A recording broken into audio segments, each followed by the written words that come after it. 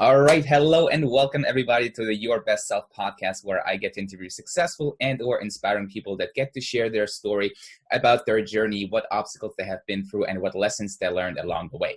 My name is Robert Hurd. I'm your host. And today I have Erica Glessing, who is a best-selling author, an entrepreneur, a coach, and a podcast master. So I'm honored to have you on, Erica. How are you doing today? I'm doing great. It's so great to be here. Thank you for having me, Robert. Fantastic. So Erica, tell a little bit about yourself and what is your background and how did you get into this whole entrepreneurial journey? Well, I started out as a news reporter, so I've always sort of enjoyed learning stories, telling stories, finding out about people. I guess my first career, I would just travel around California and find stories. So my job was just different place every day, talking to people, getting the scoop on things, and I'm kind of intuitive, so I love just finding things out and sharing information. Awesome. And when did you first got into contact with being an entrepreneur, basically? I think when my kids were born, I was working and I had to go into an office, and maybe pretty quickly after that, it got old really fast. Yeah, I bet. It was like, excuse me. No worries. My daughter has all these red cups. So, yeah. Yeah, so I think it got pretty old pretty fast when I was driving to work. And I think I'm in the San Francisco Bay Area, and commuting is just, challenging. Yeah, I bet. Excuse me. And so I believe in every minute of your day is so matters. Every minute matters. So I would try to maybe listen to podcasts or listen to things when I was driving, but it just, I always felt like it was 2 or 3 hours of my day that was being taken from me. And I didn't like being away from my kids at all. So I didn't know I would feel that way because I like to work. I was never going to be like a stay-at-home mom. That wasn't my destiny. I was my kids would not have that, actually.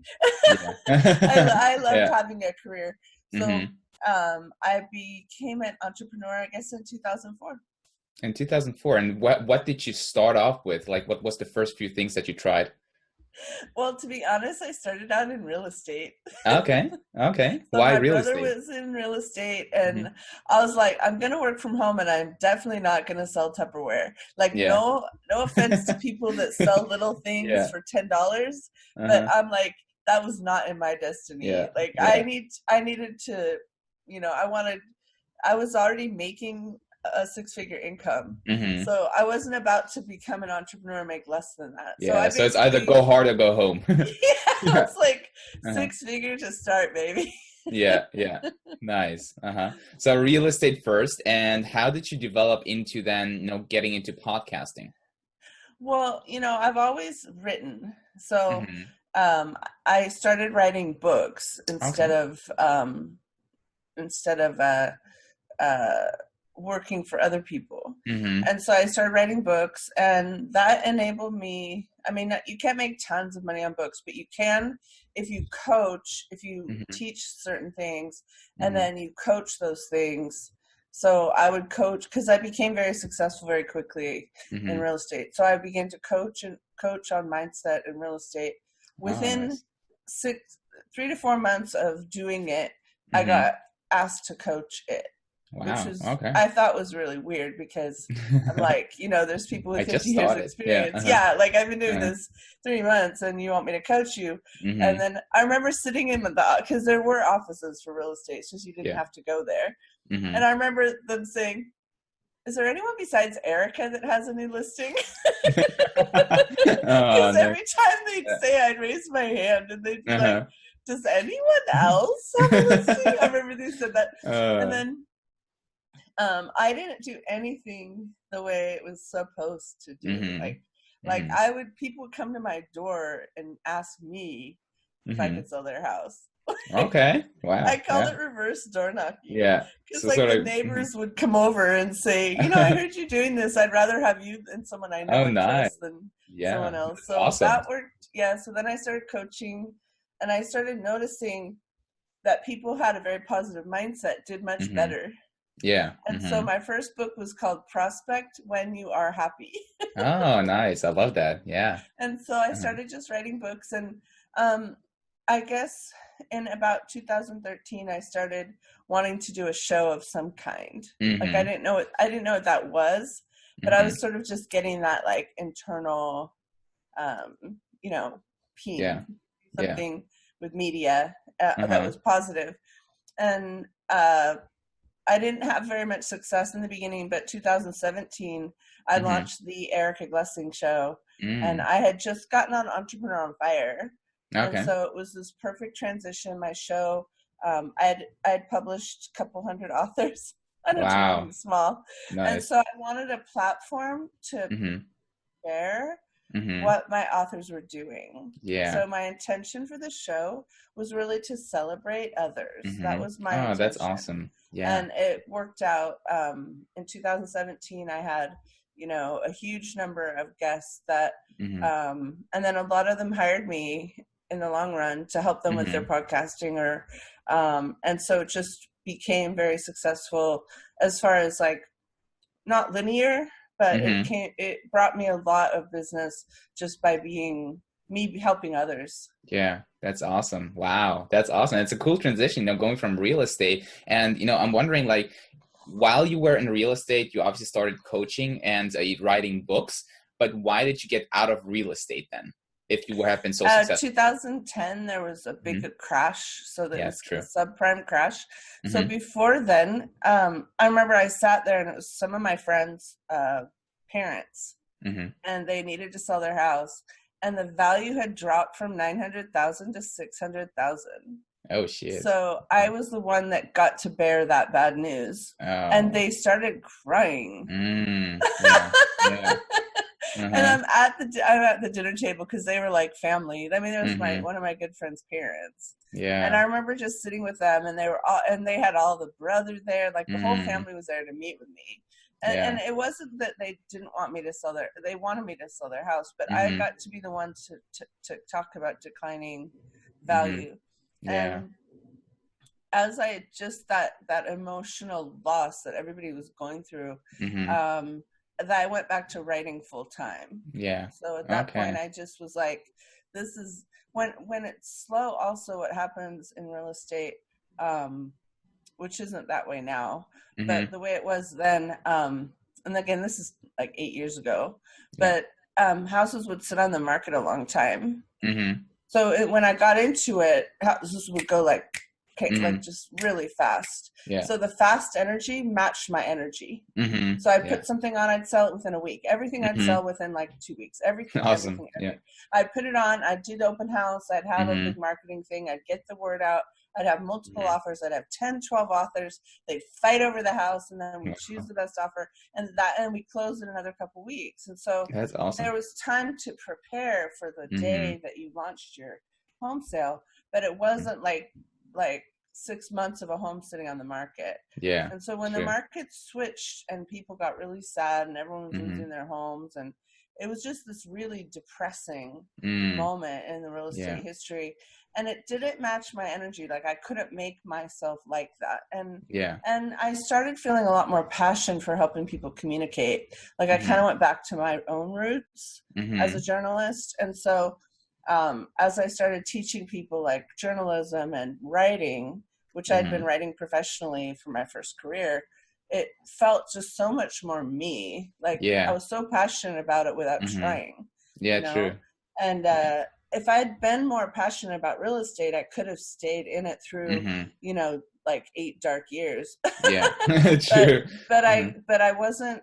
I didn't have enough natural. It was something that I did as a way of teaching myself how to be at home and take care of my kids, you know?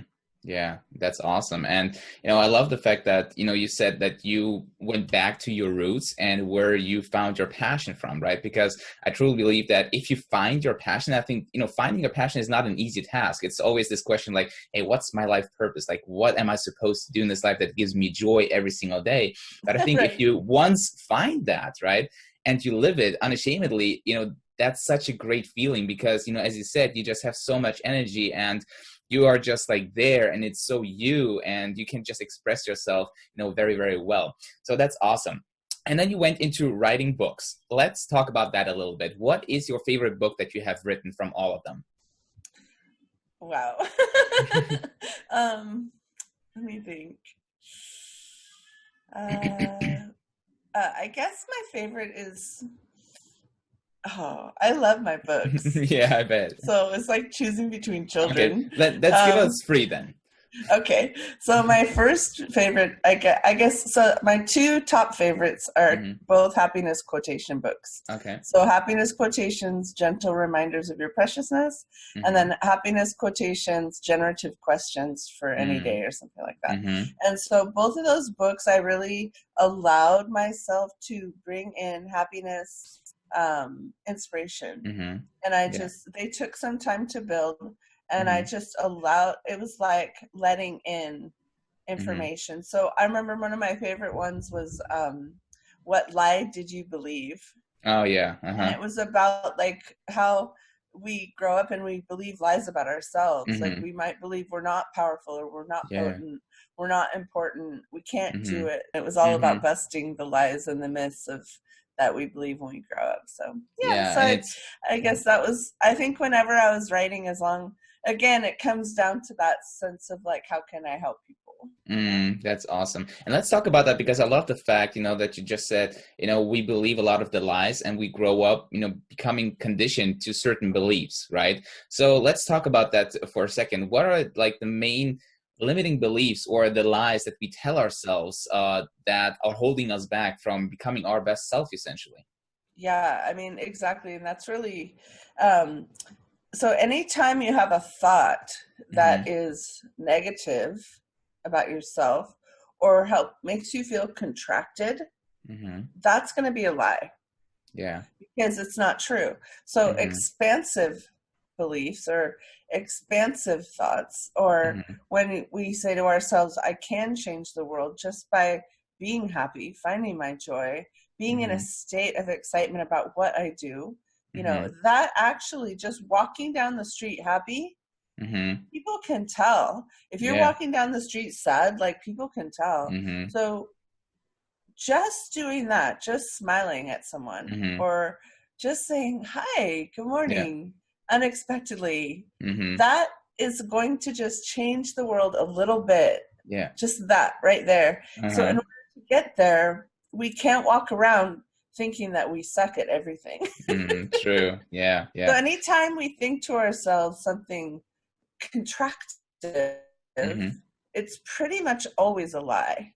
So if and what happens is, and this is my belief, so I don't know, but think about like things your mom might have said, things your grandparents might have said. Who lied to them? Their parents. Who lied to them? Their parents. So now we go back like 7 or 8 generations of people being, you'll never amount to anything. Like anything time anyone says something like that, it's a lie. And it might go back so many generations, and it might have gotten embedded, and it wasn't even theirs. Like it didn't even belong to them. Like it wasn't even like something, like I'm sure my grandmother, in the Depression in upstate New York, if she was mean to my dad at times, right, or critical of him, I'm sure like someone had been mean to her. So then it's our job to stop that. Like stop it. Like just stop those crazy thoughts. Like to change our self-talk. This is something that what it's going to do is just bring us joy. So if you catch yourself being in it's like a rote pattern, it's probably unconscious. Or if you ever do this, like I've done this, I'll say something and I'll hear my dad coming out of my mouth. Like I'll hear my dad say, you'll never be blah, blah, blah. Or do this. I'll hear. Now I try to break the patterns, right? But sometimes we just will say things and we'll like, when did I become my parent? True. That's when you figure, okay, that's a lie. That's very powerful. And I, just the fact that we can have this butterfly effect, right? Which essentially it is like this one smile that we give out will turn into other people smiling. And that's such a fantastic sort of reaction to see that just something that you said or something that you've done is in fact going to have a positive impact on the whole world to a certain extent, obviously, right? But you never know what can happen with just a smile or just, you know, a nice gesture, because that person might do something for anybody else, and that person might do something for somebody else, and all of that is just going to turn into this huge butterfly effect. So that's really, really cool. Awesome. So let's go, you know, forward then to podcasting. You said you started when did you start with podcasting? In 2017? Well, excuse me, that was my first successful one. Yeah. So let's go back before the successful one. You started in 2000. Robert, really? Yeah, yes, really. We got to put you on the pedestal here. Let's talk about that. Okay. Funny, my throat got sticky. Yeah, excuses. My first idea for a show came in, and my mom had been a TV producer. So okay. I got raised in a household of that, and we used to go to San Francisco to her office at Channel 9, KQD, the PBS station in San Francisco. Yeah. And the set was, you know, interesting, right? And the cameras were really big, and the lights were big, and we were on TV when I was little, and my family, my brother and I, and so there was like makeup and wearing the right clothes. And so how I got raised, not everyone gets raised by a TV producer mom. Yes, absolutely. on TV sets. And my dad was a newspaper reporter, a journalism professor. So I got raised in this environment of like high quality journalism and high quality production, and everything had to be a certain way. Yeah. And I remember like my first idea for a show had so this producer found me and offered to produce my show for free. Okay. Wow. Yeah, but it was an epic fail. It was so bad. Like I had I had this huge band I made come and do the opening music, like a saxophone, and wow. He made original songs. Like, okay. I mean, I wanted like a different song for every show, so we recorded these. I know. I had this like in my head, like the posse of Ellen or something. Yeah. And then I remember this lady came and she brought jewelry, and then I had someone come and do my face. Oh, wow. Like she spent a long time on my face. Actually, she was a really good makeup artist, but I actually, she caked it on. Oh, and I'm a pretty natural person. Like, you saw how long I took to get ready for video, right? Yeah, yeah, like, true. about a minute and a half. Yeah, exactly. Yeah, exactly. So this was not that. And my hair got done. And, you know, the funny thing about my hair, too, is I can do it or not do it. It doesn't look that different. Because it's thick and curly, and it's like, it is what it is. Yeah. So even with lots of energy, I mean, it did look very coiffed. Yeah. But so that was all that. And then I had the guests come, and everything was done like this high end, and it didn't work at all. Like, it was very stilted.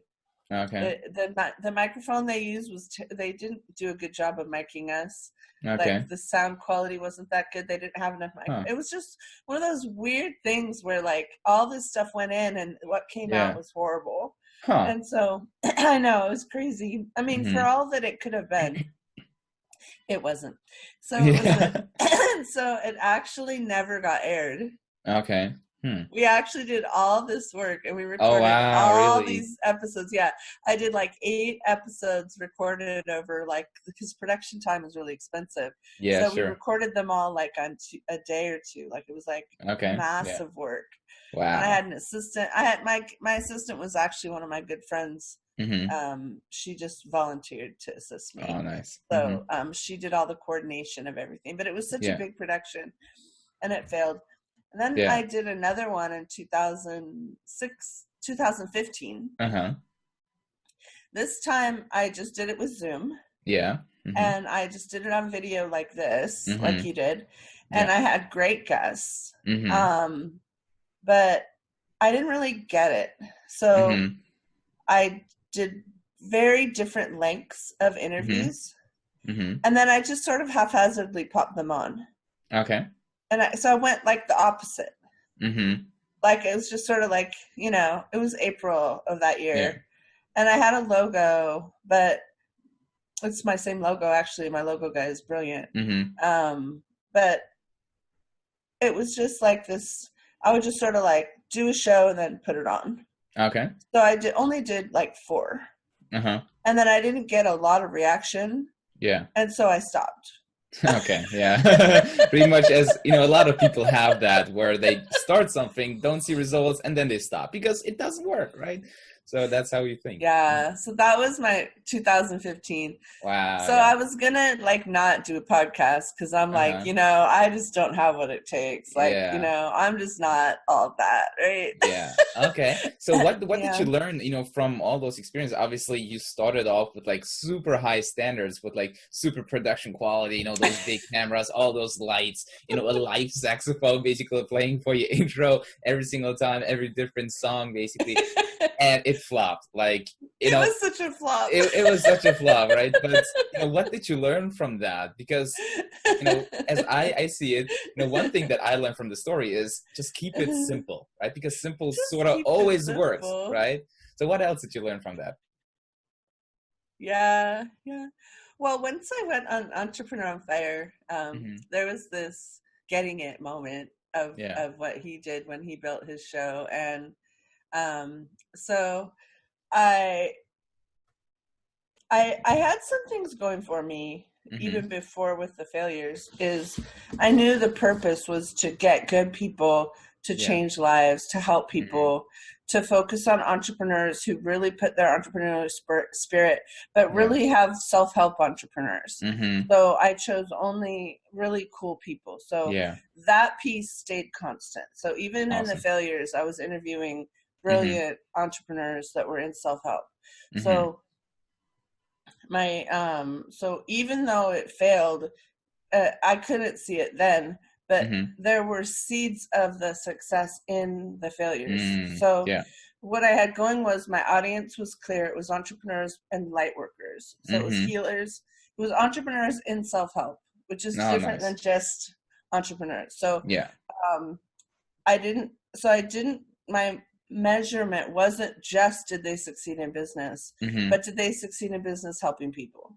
And so they had to be sort of in that space of happiness, healing, wellness, fitness, or it had to be in a field that was helping people with their entrepreneurial skills. And so I had that laser vision, and it doesn't sound like that laser, but at that point in time, to me, it was like really clear to me who I wanted to promote. Because I wanted to change the world my vision was, if we have positive shows, if we do shows like you're doing this one, we're going to change what the media is. True. Yeah. Because we can't have 100 good news, good, best life, best world. You know, you can't put all that on the airwaves and have people listen to it and not change the media, because the media is just mass audience. So I wanted to start my vision at that point, which I have to start counting, but I wanted to inspire 100 podcasts. That was what I came in with, like with my own show succeeding. Even the guests that I had, many of them would just start podcasts after they got on mine. Awesome. Just sort of naturally go, wow, this is really good. Yeah. Like I'm on her show, it's working. Because when it started working in 2017, everyone started listening. 10,000 people listened the first month. So it was like, we had 200 people in 2015, I had 200 downloads, and many of those were mine. Okay. Yeah. Because I would download it just like, you know, like to test it and stuff. And just to like check it out. So 200 for the whole year. Wow. Yeah. Now I'm at like over 100. I don't know. I think I'm at over 100,000 downloads for my own shows, and Wow. I mean like 120,000. And then my clients that I've built their shows, we've eclipsed 2 million downloads. Wow, that's fantastic. Awesome. So Erica, and why did you then get back into podcasting after you sort of flopped, 2014 and 15, and, said to yourselves, oh, probably do not have what it takes. What made you get back into podcasting then? So every year around October, November, I do a master plan for my next year. Mm-hmm. So I ask for sort of intuition, guidance, but I strategically plan. And I look at, how can I grow my business? What can I do better? How can I get bigger? So every year around October, November, I do my, where do I want to be at the end of the following December? Mm-hmm. And then I map out what it might take to do it. Yeah. It's the weirdest part of me, even though I'm woo-woo, but I love strategic planning. Yeah, no, it's always good to have. Yeah, I love strategic planning. It's crazy little part of me. Yeah. Okay. So I sat there and I built my vision. I was publishing books and I was like, what's my vision for 2017?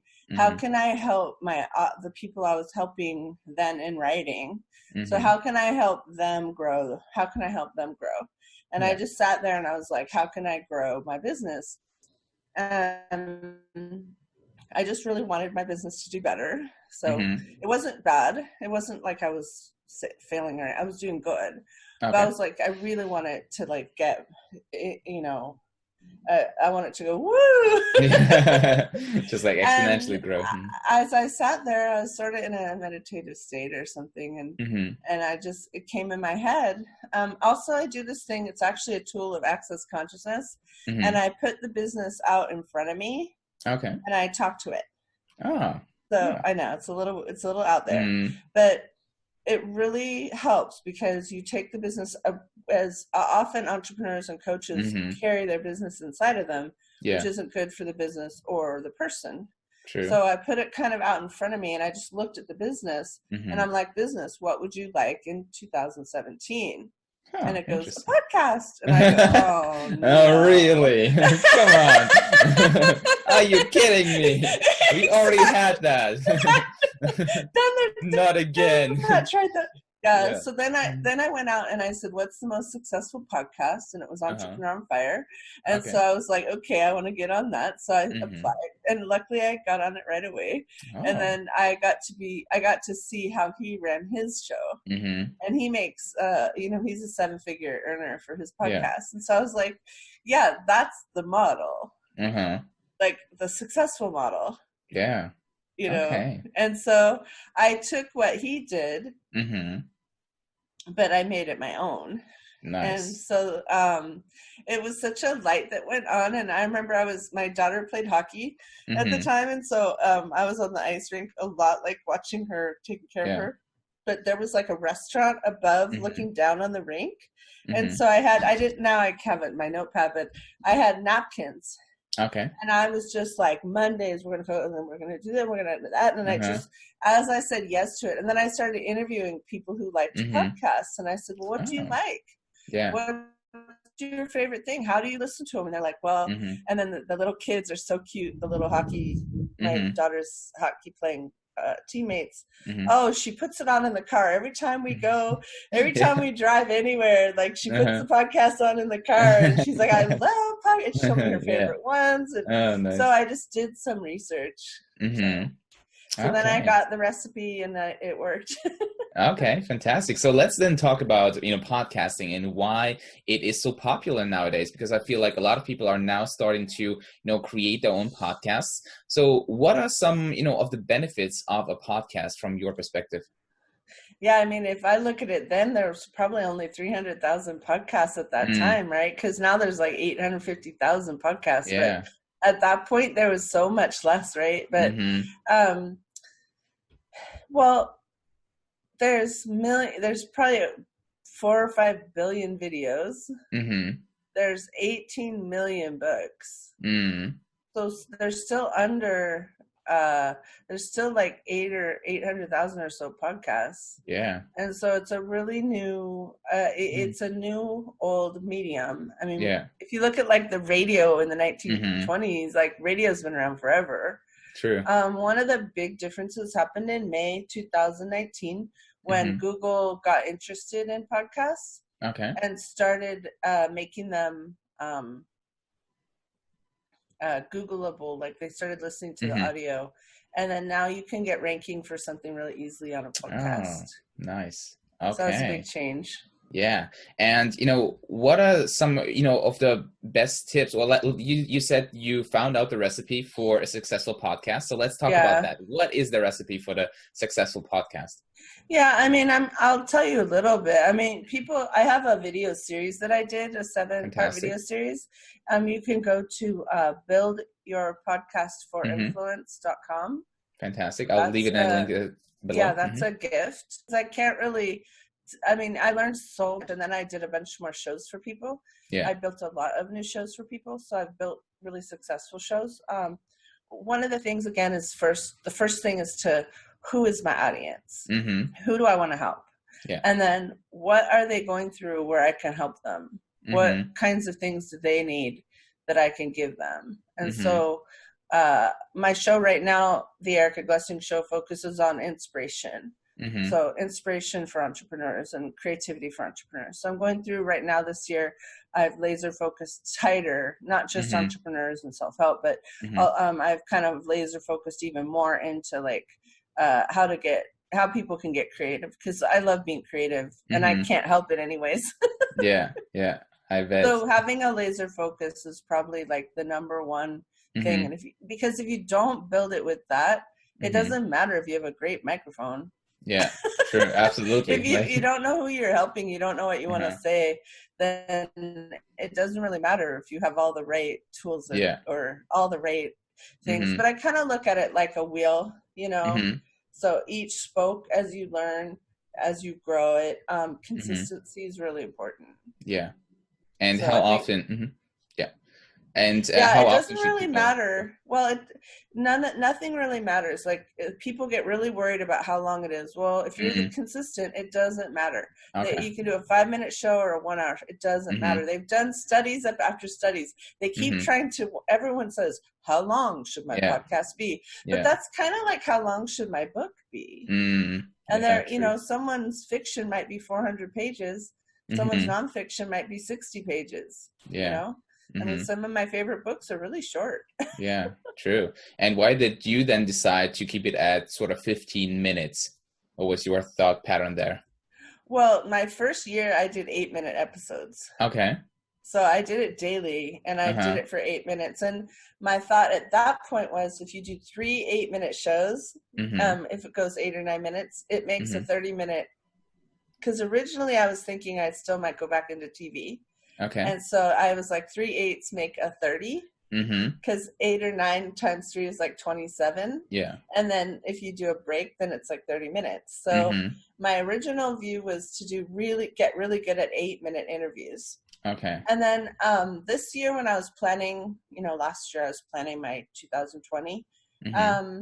My theme is kind of clarity and inspiration. So getting clear, being inspired. So those were my themes for this year.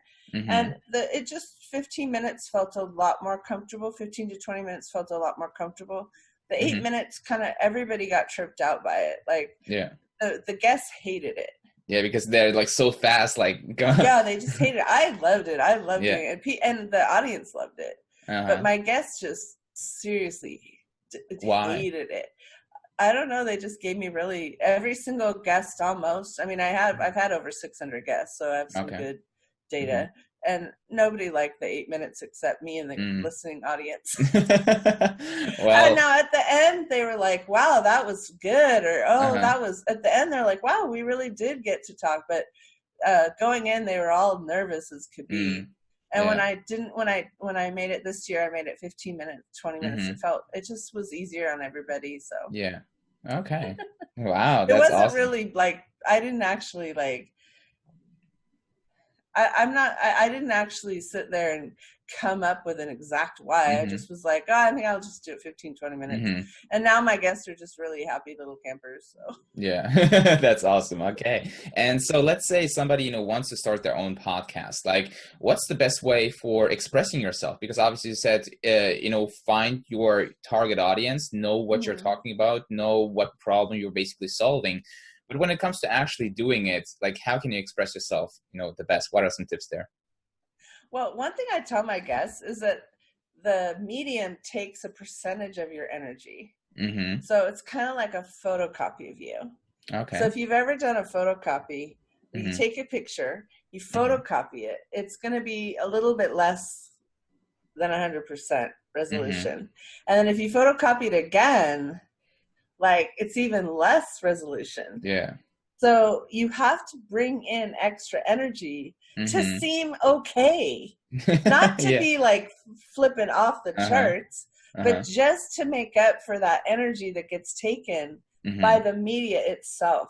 So even by filming us, or even it's taking a little bit away. So someone like me with like obnoxious amounts of energy, love it. Like, it works. But if you don't have like a crazy amount of energy, then you're going to want to bring it up. You want to turn it up. True. You want to like bring it up a little bit, just so you don't seem like you're falling asleep, because the medium, actually, people don't get this. Takes about 20% of your energy just to translate you to the screen. Yeah, that's so that's true. one of the biggest things, is to really do that. And then I think one mistake people make is like trying to do all, be all, end all. And people actually don't like getting information in that huge, copious amounts of downloads. Like, they kind of like bits of information. And so you want to like moderate how much, like, you want to give a nice amount. I'm not saying be skimpy, but you want to kind of like moderate, so that like so that you could have lots of episodes. Do you see? Yeah. Okay. So those are some things. Nice. And then also, we cannot be our own judge. We're always going to think that we're not good enough. Yeah. True. I mean, not everyone, I speak for myself, but it's so easy not to believe that you're awesome. Yeah. And so it's important to kind of get out of your head and be yourself, to put energy on over and above your normal energy, but then also to let someone else help you, kind of like give you feedback, so that you're not in a vacuum of yourself. Because I think it's hard sometimes with podcasting, you can sort of feel alone. It's good to get feedback. Absolutely. No, totally agree. Yeah, absolutely. Because I believe like some people that are starting out, and we talked about that, where you started, you did a couple of episodes, you didn't really get a lot of, feedback or reaction from somebody else. And then you thought, maybe I'm not made for this. Maybe I'm not really good enough to be doing, incredible podcasts. So I believe that right at this beginning point, or this beginning phase, you need to have some positive affirmation that you are sort of doing a great job, right? Yeah. And that's very, very powerful. And I believe that if people have that, then they will continue, because they're like, oh, he said it's good, and people are listening, so we want to have that. So but don't look at the score for like 4 months. I heard that from Gary Vaynerchuk. He's like, just stop looking at your score every 5 minutes. Like, stop looking at it. Just stop. Like, you got to be in it to win it. Like, you got to give it some time. I think 12 to 15 episodes is a good amount of time, at least, before you start like tripping on your score, because people won't even start downloading maybe until they see a season. They don't even want to invest their download energy unless they know there's enough there to like take them to work and back a couple of times. Yeah, that's true. That's a very good tip, actually, to not be obsessed about the analytics, right? Because from because of my background, sort of like YouTube, or that's what I'm focusing on right now. And I've catch myself, like being a little bit obsessed about, the analytics, like how many people have viewed it, have people commented on it. But I noticed that, while you're looking at it all the time, you're feeling down if you do not have the views or the downloads, as you said, that you think it deserves, right? Because it's good content, you think to yourself, so people might or should be watching it, but in the end they are not, so you are then just getting down because of that fact, right? So that's a good point. I think of like if you watch the NBA, which is in America, like the National Basketball Association, and if you look at the pros, sometimes some of them are just running, looking at the score. Yeah. What are they not looking at? At the They're game. not looking at the ball. They're not looking at their teammates. If they're just constant, and they do this, they look up at the score a lot. And if I was coaching the NBA, I'd be like, get into the game, be in the game, play 100%. Stop looking at the score like every other second, because it's so distracting. Like, you can't be 100% on something. Now, and I don't mean don't look at your analytics. But I want to tell people, and keep making adjustments, but it might not be your show. You might not be marketing it enough. You know, you have to market it to your audience. So, you know, that's your job. That's not on anyone else, or unless you hire someone to do it for you. True. But, So let's talk, because you just dropped the word marketing. Let's talk about that for a second. Now, let's say somebody started their own podcast, for example, just like me. The Your Best Self podcast is just getting started. I have a couple of interviews. I'm starting to upload them. On the marketing side of things, how would you go about, you know, getting people to listen to that podcast just as you start out and do not really have a brand or a name in the industry? Well, again, if you're laser focused on your audience, then you want to go where they are. Okay. So if you're doing a career one, you want to go to LinkedIn. You know, if you're on, you should use Facebook no matter what, because there's billions of people on Facebook. So, you know, everybody's there. So that's true. You can go from Spotify to Instagram. And I put in a lot of automated postings with a lot of hashtags and keywords. And I post a lot. So shows posted a lot. People, if you're promoting your guests promotes on that to their audiences. True. And you can choose guests that have audiences that would be like happy to connect with you and promote. You can't really count on guests to promote, but you can ask them and make it easy for them. And then you just kind of, you just have to be a squeaky wheel. I mean, you just have to be squeaky. You got to talk a lot about it. You got to go into forums and mention it. You got to, you have to be the champion of your own show. And for my clients, when I help them, I do include like 12 to 16 weeks of promotion, because I find that after you have to promote it at least 16 weeks, like full force to even test it. You can't promote 2 shows and say, oh, you know, I don't know. It doesn't work. So you got to be in it for a nice amount of time, and then really just believe in the show. Believe in it. Like, it's my show, you know, I'm happy. Like, I love it. Like, I got these great guests. It's the best thing since apple pie. And you got to love it yourself more than anyone else. Like, you have to be its fan. And that's hard, to be a fan of your own thing. But the ones that work, people believed in them. That's awesome. And how can, you know, podcasting help you with content, and like with raising your confidence and sort of, you know, change your life for the better? Well, I mean, listening to a podcast does that more, I think, than like making one. But well, so I mean, I really built mine as an entrepreneur to bring me business. So I told my show, bring me clients and money. So my show, it had to make money. So for me, my judge of my show was not the number of downloads. It was like, how many clients did I get because I did it? And then when someone talks to me because they want to hire me, they're like, oh, I heard your podcast, or, you know, and then they love my voice, or they got to know me, or they like how I ask questions, or like there's some je ne sais quoi about me that they got to know me and trust me from listening to me. So my show brings me clients, so that makes me happy, because then I can feed my kids and stuff. So my show's very oriented into my entrepreneur business to make me money. Awesome. I call it ROI. And so my first month, which was December 2016, it made over 8,000 before I even launched it.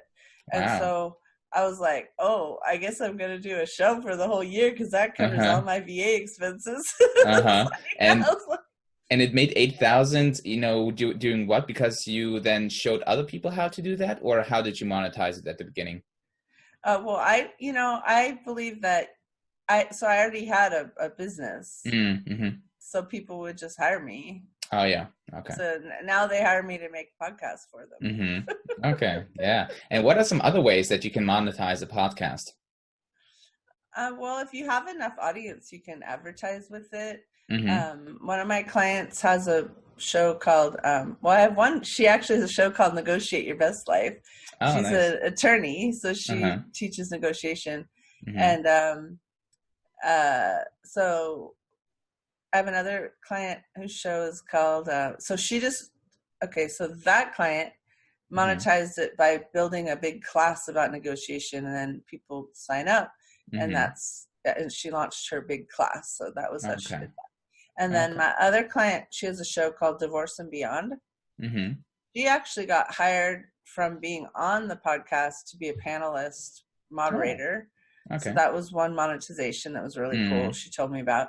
And then she has someone who pays, I don't know, 1,000 or 2,000 a month for to be named as a show sponsor. Mm. And she Nice. lets people sponsor, like she books people for a series of 4 to 8 Mm-hmm. episodes. So she gets sponsors for like 1 to 2 months. Oh, nice. And then some just stay. And Mm-hmm.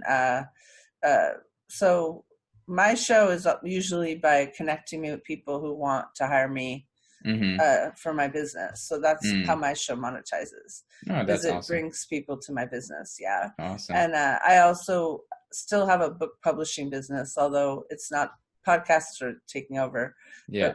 But Happy Publishing is the name of my book publishing business. Nice. And so I've published about 225 authors. Wow. So I still have some people hiring me for that too. Mm-hmm. Fantastic. And now, Yeah. since we are on the topic of books, during your time, probably you not only have written a lot of books, but also read a lot of books, I believe, in the personal development and self-help space. What would, be the 3 books that you would recommend to somebody that's just starting out, perhaps, in personal development and wants to become their best self?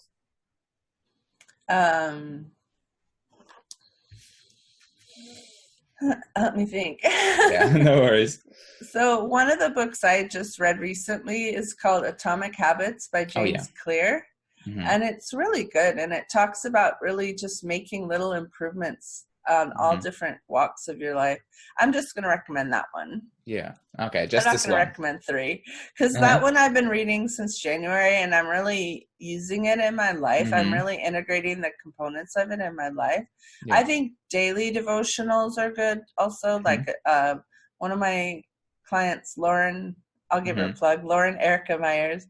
She has Mm-hmm. a new book coming out called Moments with Jesus, and Okay. it's a daily devotional. I think Mm-hmm. if you have a book that gives you some kind of daily Mm-hmm. reminder of connecting to your highest self, it doesn't have to be religious, Yeah. but I like a book that you can open up every day, and Mm. it gives you some, like, some kind of inspiration to be your Yeah. best self. Yeah, Yeah. maybe you need to write one, Robert. Maybe, yeah, and I definitely will, because that's one of my life goals, to become a #1 best-selling author. So I will definitely, come back to you when it's going to be, on that stage. Fantastic. Yeah, I mean, I feel like we always need new books to inspire Hmm. us to live our best life. Yeah, yeah, that's Yeah. true. And while we're on the topic of becoming your best self, basically, what would be some of your pieces of advice for somebody who wants to become their best self? Well, I'm getting into I'm pretty old now. Yeah. So I'm not going to name names, but I've been Yeah. around a few years. Uh-huh. So I'm in my late 50s. Mm-hmm. So Okay. I think when you get to be my age, you're like, you want to tell people that are in their 30s, like, really have bigger aspirations. Like, Big really aspirations. set yourself up so 20 years from now, you could be like, I did this or I did that, or like, I'm so Mm-hmm. glad I built my podcast. Like, I'm so happy that I did my books. Like, I'm so Yeah. happy that I took those big goals and big hairy Mm-hmm. goals, and then like really did the steps and did the work. And I'm so happy that I did all that. Like, I'd be so sad if I got to this point in my life and I didn't have the things of course I had my children as documentation I lived, you know, because they took a lot of work. They're in their late teens now, and they're really beautiful children.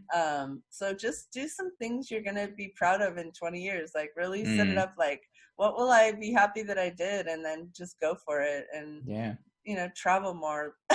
Travel I don't know more, if you're going to travel right now, but travel in the future more. Yeah, absolutely. No, I totally agree with traveling, because traveling is probably one of the best things that you can do, because you're learning so much about yourself and about the world. And it's just, you know, a lot of people don't do that, and it's sort of sad to see. So fantastic. All right, Erica. So we're getting close to the end of the interview, and there's always one question I love to ask people, you know, by the end of the interview. And that is, if you had the chance to be teaching the entire world one single concept, one mindset, one thought pattern, or one piece of advice that they would understand, what would it be? I think. Go ahead. And the microphone was muted. Yeah. Oh, okay. Yeah. So the one thing, if you just had one thing, would be to pay attention to when you get revved up. What excites you? What turns you on? What do you love? So I love basketball for some reason. I love playing basketball. So I love good poems, you know. I love R&B music. Like so I put sax at the open of my show. It's a really beautiful sax music. I love my show open. What gives you that sense of that revving up? And really look at that, because it's not a mistake. It's really who you are.